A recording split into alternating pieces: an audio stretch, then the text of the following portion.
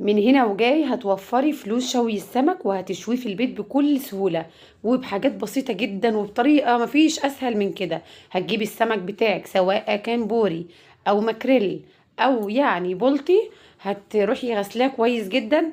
احنا وجه بحري بنحبه مقفول، مش كل الأسماك بنحبها مقفولة على فكرة.